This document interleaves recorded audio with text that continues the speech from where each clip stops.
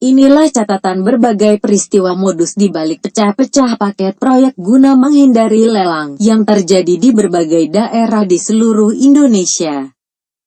Dirangkum dari catatan peristiwa yang dikutip dari beberapa media, mengungkapkan.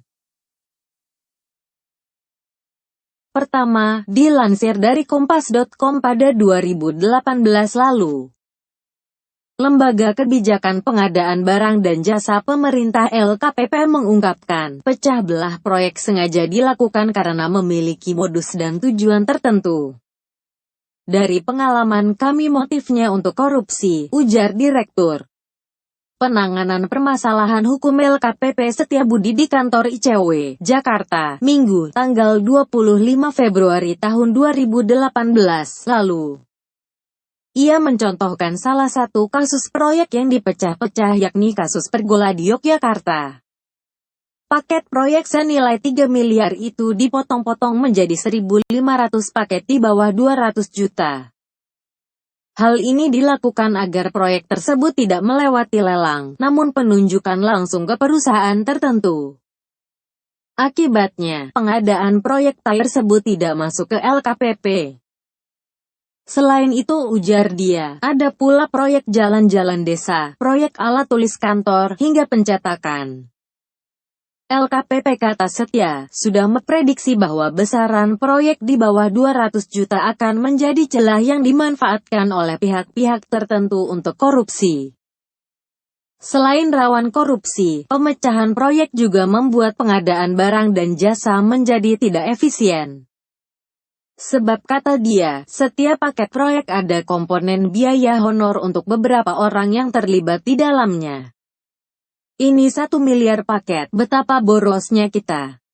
Borosnya biaya proseskan semua pakai meterai, setiap paket ada honornya, kata dia.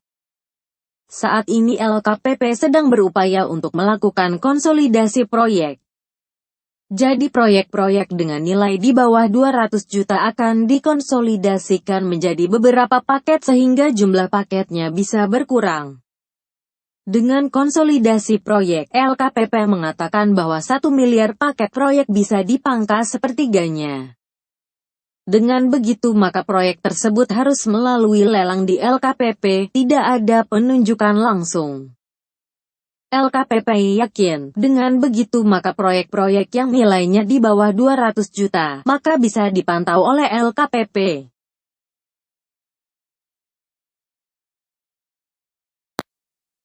Dua, selanjutnya modus di balik pecah-pecah paket proyek guna menghindari lelang juga pernah terjadi di Kementerian ESDM. Sebagaimana yang kami lansir dari detiknews.com pada terbitan tanggal 29 Juli tahun 2015 lalu, dalam catatan detiknews.com, memberitakan. Bekas Sekjen Kementerian ESDM Waryono Karno diduga melanggar aturan pengadaan barang, jasa terkait perintah melakukan pemecahan paket kegiatan di Sekjen ESDM tahun 2012 dengan tujuan untuk menghindari lelang. Hal ini ditegaskan Direktur Kebijakan Pengadaan Umum Lembaga Kebijakan Pengadaan Barang dan Jasa Pemerintah LKPP, Setiabudi Arijanta yang dihadirkan jaksa pada KPK sebagai ahli dalam sidang lanjutan Waryono Karno di Pengadilan Tindak Pidana Korupsi, Rabu tanggal 29 Juli tahun 2015. Setiabudi menyebut kuasa pengguna anggaran dalam hal ini Waryono Karno tidak berwenang mencampuri kegiatan pengadaan barang, jasa. Sebab Perpres nomor 54 tahun 2010 tentang pengadaan barang dan jasa pemerintah sudah membagi-bagi tugas kewenangan dalam pengadaan. Dalam pengadaan, KPA atau PA tugasnya hanya sampai menetapkan ULP, unit layanan pengadaan. Dia tidak ada lagi campur tangan proses. Apabila dia ikut terlibat memerintahkan pemecahan paket, dia ikut bertanggung jawab kalau terjadi kesalahan, sambung Setiabudi. Menurutnya untuk mengetahui adanya penyimpangan pada pelaksanaan pengadaan dapat dilakukan dengan melihat kerangka acuan kerja (KAK). Dalam KAK dipaparkan rencana mengenai paket kegiatan pengadaan. Kita harus lihat perencanaan awal usulan satu paket apa enggak di KAK. Dari situ muncul di DIPA, di situ satu paket apa enggak. Kalau perencanaan satu paket, kejadian pelaksanaan 100 paket jadi pecah paket sambungnya. Dalam persidangan tanggal 3 Juni tahun 2015, Kepala Biro Perencanaan, mantan Kepala Pusat Data dan Informasi, Pusdatin, Kementerian ESDM Ego Syahrial Waryono Karno memang memerintahkan agar melakukan pemecahan paket pekerjaan sejumlah kegiatan. Beberapa kali Pak Sekjen pernah minta anggaran dipecah-pecah, kata Ego Syahrial bersaksi untuk Waryono Karno. Ada 3 kegiatan di Sekjen ESDM yang paket pekerjaannya dipecah, yakni kegiatan sosialisasi sektor energi dan sumber daya mineral bahan bakar minyak bersubsidi tahun 2012, kegiatan sepeda sehat dalam rangka sosialisasi hemat energi tahun 2012. Dan ketiga, kegiatan perawatan gedung kantor Sekretariat Energi dan Sumber Daya Mineral tahun anggaran 2012. Perintah pemecahan paket pekerjaan disampaikan Waryono dalam rapat inti. Menurut Ego, rapat inti memang bertujuan membahas kegiatan di Sekjen ESDM dihadiri sejumlah kepala biro dan kepala pusat. Saya lupa waktunya, cuma ada di beberapa rapat inti, sambungnya. Jaksa KPK mendakwa Waryono Karno bersama-sama dengan Sri Utami didakwa melakukan perbuatan secara melawan hukum, yakni memerintahkan pengumpulan dana untuk membiayai kegiatan pada Sekretariat Jenderal KESDM yang tidak dibiayai APBN. Waryono memerintahkan pemecahan paket pekerjaan untuk menghindari pelelangan umum dalam 3 kegiatan. Dalam kegiatan sosialisasi sektor ESDM BBM bersubsidi misalnya, paket pekerjaan yang semula 16 dipecah menjadi 48 paket dengan tujuan agar kegiatan dilakukan dengan penunjukan langsung. Kenyataannya kegiatan sosialisasi tersebut tidak dilaksanakan.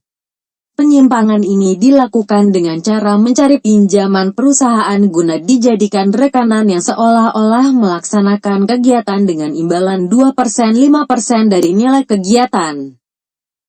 Duit dari kegiatan yang tidak dilaksanakan ini lantas dikumpulkan Sri Utami yang diperuntukkan membiayai kegiatan pada Sekjen ESDM yang tidak dibiayai APBN.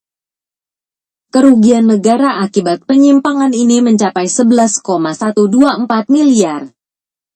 Dilarang memecah paket dengan tujuan menghindari lelang, ujar. Ketiga, selanjutnya modus dibalik pecah-pecah paket proyek guna menghindari lelang juga pernah diingatkan KPK, Komisi Pemberantasan Korupsi. Sebagaimana dilansir tribunnews.com yang diterbitkan pada Sabtu 24 Februari 2018.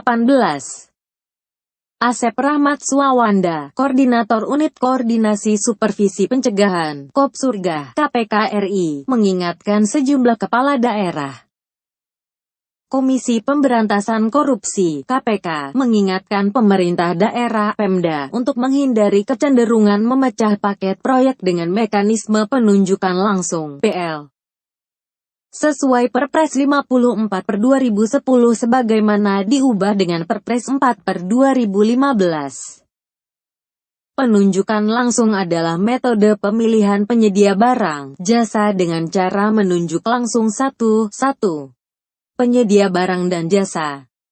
Asep Rahmat Suwawanda, Koordinator Unit Koordinasi Supervisi Pencegahan, Kopsurga, KPK RI mengatakan, modus pemecahan paket pekerjaan menjadi kurang dari 200 juta untuk menghindari pelelangan. Daerah senang penunjukan langsung, catatan kami banyak sekali, kata Asep saat pertemuan KPK dan Kepala Daerah Sesulut, awal pekan lalu, di kantor Gubernur. Karena masih ada masalah lumayan kecenderungan pemecahan paket menggunakan penunjukan langsung. Masih banyak penunjukan langsung, sebutnya lagi. Inspektur masing-masing Pemda harus lakukan pengawalan. Setidaknya ada 10 komitmen ditandatangani kepala daerah bersama KPK. Satu di antaranya melaksanakan penguatan aparat pengawasan internal pemerintah (APIP) sebagai bagian dari implementasi Sistem Pengendalian Intern Pemerintah (SPIP). Sebab itu Asep mengatakan, komitmen kepala daerah dibutuhkan untuk mewujudkan pemerintahan yang bersih dan transparan bebas korupsi. KPK sebelumnya melakukan supervisi dan koordinasi untuk mencegah tindakan pidana korupsi. Di Indonesia ada 10 provinsi mendapat supervisi KPK, satu di antaranya Sulut dengan 15 kota dan kabupaten. Fokus KPK yakni menyangkut topik penganggaran dan pelaksanaan anggaran. Pelayanan perizinan termasuk pengadaan barang dan jasa. Langkah ini dilakukan agar tak ada lagi operasi tangkap tangan menyasar kepala daerah. Demikian catatan peristiwa modus di balik pecah-pecah paket proyek guna menghindari lelang yang terjadi di berbagai daerah yang kami kutip dari Kompas dan Tribun serta detiknews.com yang dapat kami sampaikan untuk saudara. Mudah-mudahan kasus di atas tidak terjadi di kabupaten kita tercinta dan semoga info ini bisa bermanfaat. Terima kasih.